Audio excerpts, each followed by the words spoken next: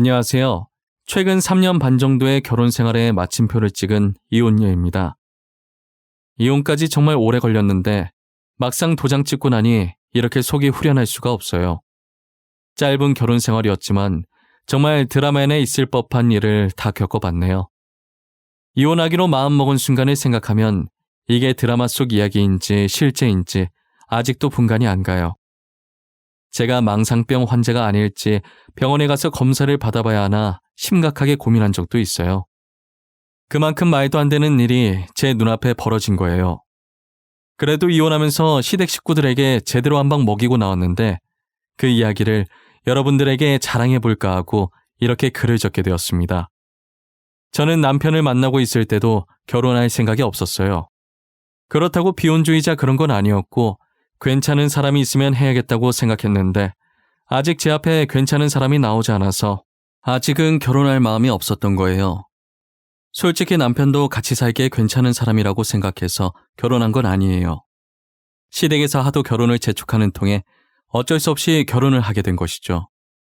저는 당시 조그만 카페를 운영하고 있었어요.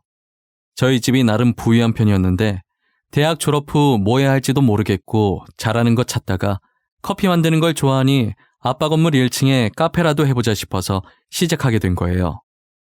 그러다 베이킹에 관심을 가져서 카페에 조각 케이크까지 조금씩 팔기 시작했어요.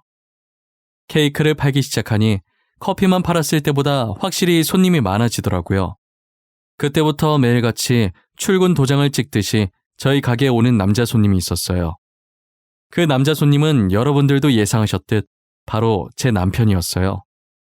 남편은 항상 아이스 아메리카노와 딸기 조각 케이크를 사갔었어요. 매일 같은 메뉴를 사가시길래 질리지 않는지 궁금하더라고요. 원래 손님한테 말을 잘 안 거는 편인데 카드를 건네주면서 물어봤어요. 손님, 매일 아이스 아메리카노랑 딸기 케이크 사가시던데 안 질리세요? 같은 메뉴 하루도 빠짐없이 매일 먹으면 좋아하던 거라도 질릴 것 같은데.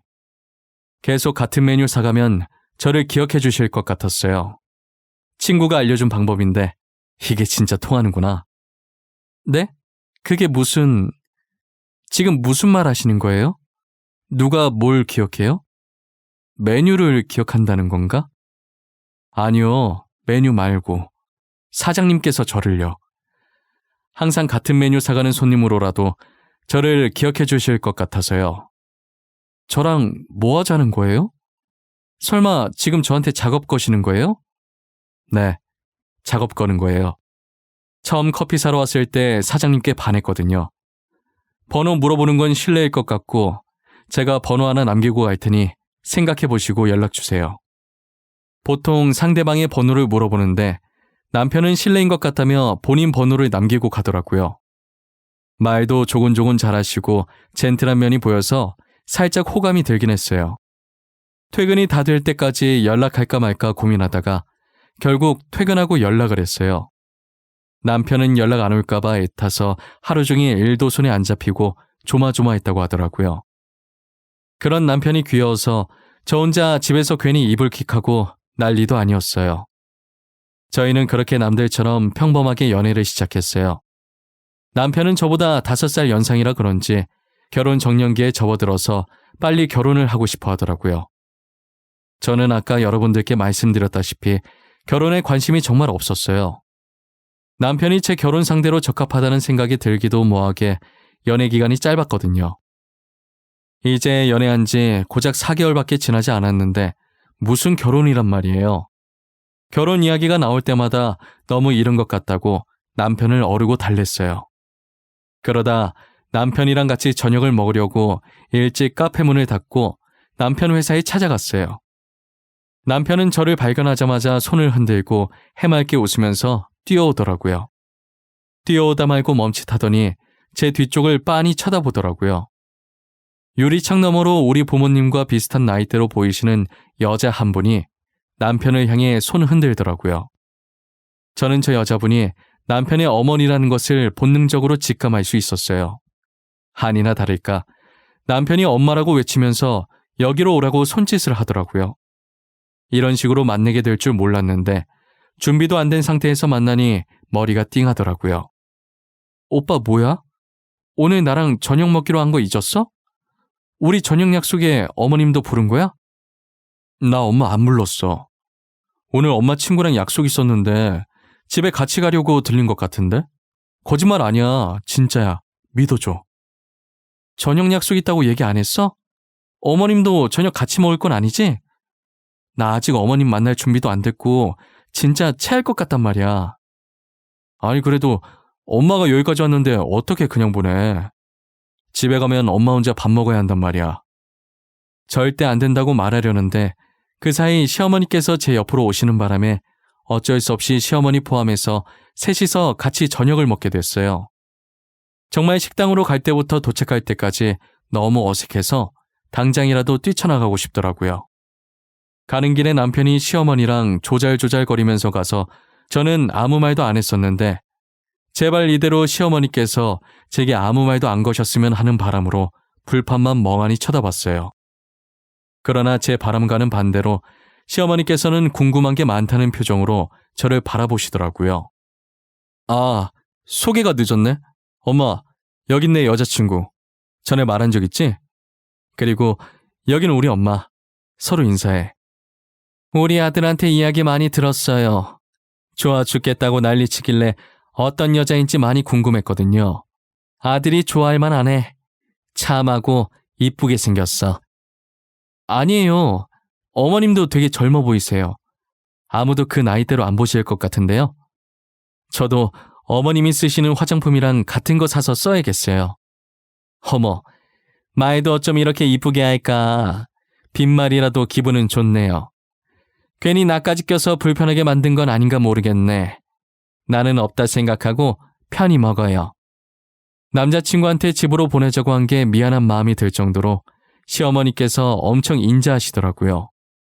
제가 생각했던 것과는 전혀 다르게 편안한 분위기로 식사를 했어요. 하지만 식사를 마칠 때쯤 시어머니의 한마디로 인해 가슴이 턱턱 막히기 시작했어요. 그건 바로 남편과 저의 결혼 문제였는데요. 시어머니께서는 남편 홍기가 꽉 찼으니 얼른 결혼하라는 거예요. 남편은 이때다 싶었는지 시어머니 말씀이 끝나기 무섭게 어머님도 저를 마음에 들어하는 것 같으니 둘 다 더 나이 들기 전에 빨리 결혼을 하자고 하더라고요. 저는 아직 결혼할 마음이 없다고 입장을 밝혔지만 혼자서 2명은 못 당해내겠더라고요. 일단 집 가서 생각은 해보겠다고 대충 얼버무리고 말았어요. 그 뒤로 남편은 결혼 안 하면 누구한테 잡아먹히기라도 하는 사람 마냥 저를 못살게 굴었어요. 저도 뭐 어차피 아예 결혼 안 하려는 것도 아니니까 빨리 해치우고 말자 싶었죠. 저희는 빠른 속도로 상견례를 하고 결혼 날짜까지 잡아버렸어요. 남편 집안은 부유하지 못했고 남편이 다니고 있던 회사도 중소기업보다 더 작은 회사였어요. 아무래도 저희 집안이 부유한 편이고 저도 카페 하면서 남편보다 돈을 더 많이 벌고 있기 때문에 신혼집은 친정 부모님께서, 혼수는 제가 가지고 있던 돈으로 정말 필요한 것들만 간단히 했어요. 남편은 결혼하는데 이렇게 많은 돈이 들어가는 줄 몰랐다면서 돈도 쥐뿔 없는 주제에 결혼하자고 보챘다고 미안해서 어쩔 줄 몰라 하더라고요. 저는 괜찮다고 앞으로 둘이서 잘 사는 모습 친정 부모님한테 보여주면 된다고 다독였어요. 결혼 후 얼마 지나지 않아 시어머니께서 저희 신혼집에 찾아오신 거예요. 여행용 가방에 짐을 가득 담아 오셔서는 앞으로 저희랑 같이 살겠다는 게 아니겠어요? 어머님, 이 많은 짐들이 다 뭐예요? 여행이라도 가세요? 일단 안으로 들어오세요. 아가, 미안한데 앞으로 너희랑 살면 안 되겠니? 방 하나 남는다고 들은 것 같은데 남는 방을 내 방으로 쓰면 안 될까? 어머님 집 놔두고 저희 집에서 산다고요? 무슨 일 있으세요? 그 방 저희 아기 낳으면 아기 방으로 쓰려고 놔둔 방이에요. 아기 낳을 때까지만 내가 쓰면 안 될까? 나 지금 갈 곳이 없어서 그래. 당분간만 있게 해줘. 내가 어떻게든 동구해서 나갈게. 아니, 어머님이 들어와서 사는 건 상관이 없는데 무슨 일인지 말씀은 해주셔야죠. 도대체 무슨 일이 있었던 거예요? 저한테 말해주셔야 저도 돕든 말든 하죠.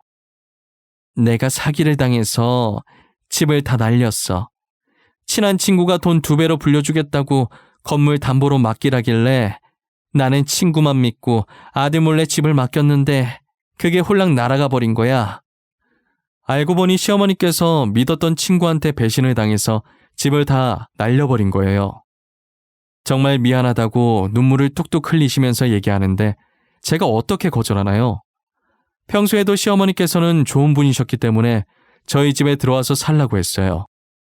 남편도 소식을 들었는지 오자마자 잘 알아보지도 않고 집을 넘겼냐며 시어머니를 꾸짖더라고요. 저는 흥분한 남편 달래고 울고 있는 시어머니 달래느라 중간에 껴서 기가 쫙 다 빠져버렸어요. 시어머니는 신혼집으로 들어와서 살기 시작하면서 제 눈치를 보시기 시작했어요. 제가 괜찮다고 눈치 보지 말고 내 집이다 생각하고 지내라고 해도 눈치를 보시더라고요. 남편과 제가 일하는 동안 시어머니께서 집안일을 다 해주셔서 저는 손 하나 까딱할 일이 없었어요. 오히려 남편과 둘이 지낼 때보다 더 살기 편했죠. 저는 시어머니께서 너무 착하셔서 모시고 사는데 불편한 점이 하나도 없었어요. 오히려 어머님이 힘드신 건 아닐지 걱정이었어요. 정말 그 정도로 다 좋은데 하나 문제가 있다면 자꾸 제 물건이 하나씩 없어진다는 거예요. 처음엔 평소에도 제가 엄청 덤벙거리는 성격이라 분명 어디에 버려두고 왔을 가능성이 커서 없어진 물건들에 대해 크게 신경 쓰지 않았었거든요. 사실 물건 없어진 것도 몰랐다가 필요해서 찾으면 없어진 걸 알 정도로 기억력도 좋지 않았죠. 그런데 잃어버리는 빈도수가 점점 많아지는 느낌이 들기 시작하는 거예요. 근데 그마저도 제게 문제 있는 줄 알고 뇌 사진을 찍어봐야 하나라고만 생각하고 별로 신경 안 썼어요. 저는 괜한데 신경 쓰지 말고 열심히 일해서 시어머니의 집을 다시 되찾아 드려야겠다는 생각을 했어요. 하지만 제가 할 줄 아는 거라곤 커피를 만들어내는 일밖에 없었어요. 이 커피를 가지고 뭘 할 수 있을까 고민하던 찰나에 요즘은 영상을 만들면 그걸 어떤 사이트에 올려서 돈을 벌 수가 있더라고요. 그래서 커피 만드는 과정을 찍어서 필요한 재료들을 자막으로 간단하게 넣고 영상을 올렸어요. 몇 개 정도 올리니 구독자 수도 많이 쌓이고 조회수도 그만큼 많이 올라가더라고요. 3년 정도 커피와 빵을 만드는 영상을 올리면서 돈을 벌어왔어요. 꽤나 많은 구독자와 조회수가 쌓여서 영상 하나만 올려도 수익이 몇 배로 껑충 뛰더라고요. 저는 3년 동안 영상을 올려서 번 수익이랑 카페 일을 하면서 번 돈으로 드디어 시어머니의 집을 되찾을 수 있을 것만 같았어요. 몰래 선물로 드리고 싶어서 남편과 시어머니한테는 이 사실을 알리지 않았어요. 그동안 저희 집에서 살면서 눈치도 많이 보시고 제게 너무 잘해주신 보답으로 드리고 싶었거든요. 저는 일찍 일어나서 가방에 돈을 넣고 카페 오픈하러 가는 척 하다가 그대로 부동산으로 뛰어갔어요. 부동산 직원에게 3년 전 사기당해서 잃었던 그 집을 다시 찾아오려고 한다고 지금 현재 집주인 번호를 가르쳐 줄 수 있겠냐고 물어봤어요. 직원은 가르쳐 줄 수 없다면서 되게 난처해하더라고요. 어떻게 할 방법이 없어서 결국 사람을 시켜 집주인 번호를 알게 됐어요. 그런데 제가 받은 현재 집주인 번호가 굉장히 낯익더라고요. 제 휴대폰에 입력을 해보니 남편이라는 두 글자가 떡하니 뜨는 거예요. 저는 남편이라는 글자를 보자마자 도대체 이게 무슨 일인가 싶었어요. 그때부터 굉장히 찝찝하고 더러운 기분이 들기 시작하더라고요. 제 눈으로 직접 확인해야 할 것 같아서 곧장 시어머니가 살았던 집으로 가보기로 했어요. 시어머니 집 맞은편에 있던 카페에 들어가서 몰래 그 집을 계속 지켜보고 있었어요. 1시간이 지났을 때쯤 시어머니 집에서 남편과 시어머니가 나오고 있더라고요. 저는 혹시나 모를 상황을 대비해서 사진을 찍기 시작했어요. 그러다 남편과 시어머니 뒤에서 나오는 사람을 보고 폰을 떨어뜨릴 뻔했죠. 모르는 여자가 그 집에서 같이 나오더니 그 둘을 배웅해주고 있었고, 그리고 시선을 밑으로 내리니 여자 다리를 양팔로 안고 있는 어린아이도 보였었어요. 도저히 이게 무슨 상황인지 예측을 해보려고 해도 도무지 떠오르지가 않더라고요. 분명 시어머니께서 사기당했다고 했는데 사기당해서 잃은 그 집은 남편 명이 그대로였고 거기서 나오는 시어머니와 남편 그리고 모르는 여자와 아이까지 전혀 모르겠더라고요. 저는 이 상황에 대해 더 알아봐야겠다는 생각이 들었어요. 안 그래도 주말만 되면 시어머니와 남편이 각자 친구들과 약속이 있다고 나가더라고요. 주말에 이 두 사람이 이곳에 나타날 것이라는 확신이 들었어요. 저는 개인 사정으로 주말에 카페를 쉰다고 적어놓고 시어머니 댁으로 향했어요. 뭐라고 하는지 듣고 싶어서 벽면에 붙어서 그들이 나올 때까지 숨죽여 기다렸어요. 얼마 지나지 않아서 문 열리는 소리가 들리더니 한 명씩 밖으로 나오더라고요. 에미야, 우리 간다. 다음 주에 또 오마. 그때까지 우리 손자 잘 부탁한다. 에구, 똥강아지. 할미 갈게요. 다음 주에 보자. 여보, 우리 없는 동안 아프거나 필요한 거 있으면 말해. 바로 달려올 테니까. 알겠지? 우리 아들, 아빠 갈게. 다음 주에 보자. 우리 아들이 좋아하는 치킨 사들고 올게. 당신 뒤에 나무. 앞 좀 보고 다녀. 다칠 뻔했잖아. 다음 주에 봐. 어머님도 다음 주에 오세요. 제가 맛있는 거 해드릴게요. 아이고 에미야, 손이 차다. 얼른 들어가. 우리는 알아서 잘 가니까 나올 필요 없어. 우리 강아지 코 빨개진 것 봐라. 애 감기 걸릴라. 어여 들어가. 저는 그들의 대화를 듣고 너무 놀라서 녹음기를 떨어뜨리고 양손으로 입을 틀어막았어요. 알고 보니 시어머니 집에 살고 있던 여자는 남편의 상간녀였어요. 시어머니는 제게 사기당했다고 거짓말치고 저희 신혼집에 얹혀 살면서 그 집을 남편의 상간녀가 살게 내어준 것이었어요. 어떻게 이런 식으로 사람 뒤통수를 칠 수 있는지 눈물이 나기 시작하더라고요. 제가 이제껏 남편과 시어머니께 잘못한 것도 없는데 이렇게 당하니 너무 서러웠어요. 어디다 말할 곳이 없어서 친구한테 이 사실을 털어놓았고 저는 친구에게 돈을 줄 테니 저 대신 그 집을 사달라고 부탁했어요. 야, 괜히 네 돈 써서 그 집을 왜 사냐? 그 사람들만 좋은 거 아니야? 그냥 그 집을 우리가 뺏어버리자. 그 집을 뺏자고? 무슨 수로 뺏을 건데? 사는 방법밖에 없지 않아? 돈 안 쓰고 어떻게 그 집을 뺏어와? 이 언니가 한때 주식 공부한 거 알지? 나만 믿어. 내가 말 몇 번만 하면 그 집 바로 쓰러져. 내가 지금 굉장히 좋은 방법이 떠올랐거든. 제 친구는 우연을 가장해서 남편에게 접근을 했어요. 남편과 친해진 후 좋은 투자권이 있는데 놓치기 아까운 거라고 해보기를 권유했죠. 남편은 솔깃했지만 혹시나 모르는 마음에 약간의 돈으로 투자를 한 거예요. 그런데 친구의 말대로 남편이 투자했던 그 주식이 대박이 난 거죠. 남편은 친구를 만나서 진짜 대박 날 줄 알았으면 더 넣을 걸 그랬다고 아쉬워했다는 거예요. 그러더니 남편이 먼저 다른 투자권이 없는지 먼저 찾았다고 하더라고요.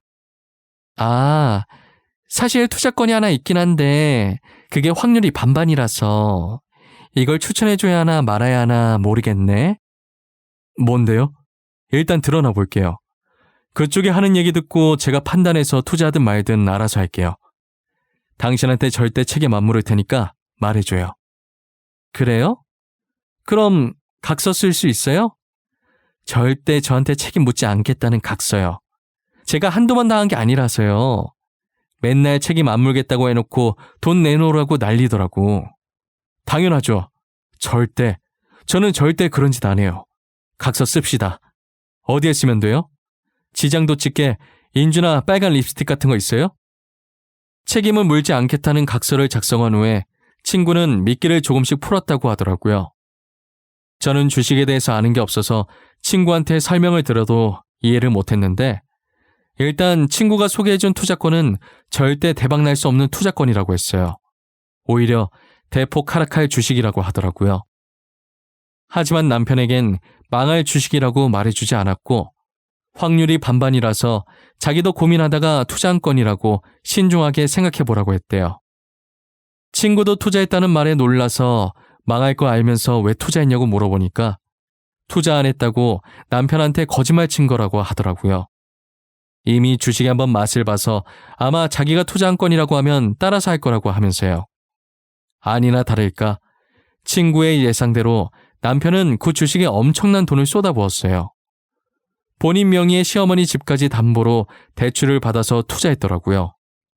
결국 주식은 친구가 말한 그대로 대폭 하락했고 남편은 가진 돈과 집 모두 날리게 되었죠. 그리고 저는 때를 놓치지 않고 경매로 넘어온 시어머니의 집을 사들였어요. 남편은 집 날렸다고 아무에게도 말하지 못하고 혼자 끙끙 앓고 있는 것 같더라고요. 저는 남편의 다 죽어가는 꼴을 보고 웃음이 나오려고 하는 걸 이를 악물고 참았어요. 그들이 다시 시댁에 가겠다고 약속했던 주말에 복수를 해주겠다고 마음먹었어요. 기다리고 기다리던 주말이 왔고 어김없이 약속이 있다고 시어머니와 남편이 나갔어요. 그리고 그들을 따라서 저도 건물 등기부 등본과 집 매입할 때 받은 집 열쇠를 가지고 시댁으로 향했죠. 제가 정말 이날만을 얼마나 손꼽아 기다렸는지 당해보지 않았으면 아무도 모를 거예요. 시댁으로 향하는 내내 바보처럼 실실 웃음이 나더라고요.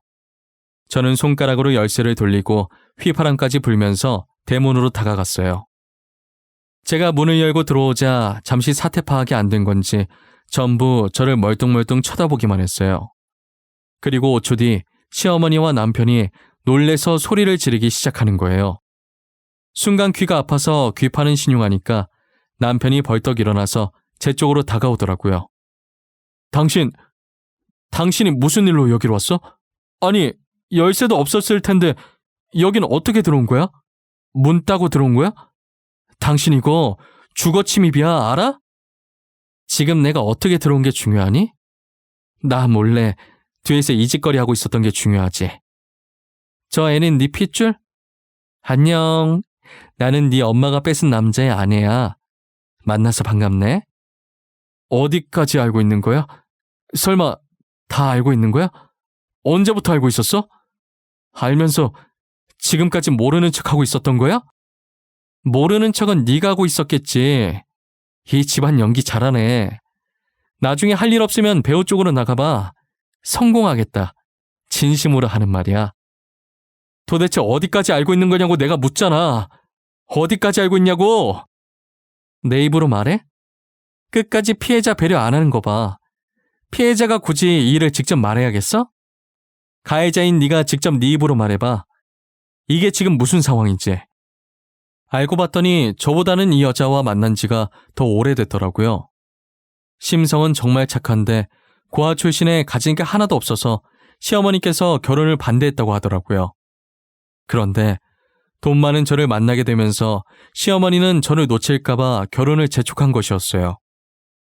저와 남편의 결혼 준비가 한창 진행되던 중에 저 여자가 남편의 아이를 임신한 걸 알게 되었고 시어머니께서는 자기 핏줄이니 아이 키우라고 집을 내어줬다고 하더라고요. 제가 주는 용돈을 그대로 저 여자한테 갖다 바쳤다고 하더라고요.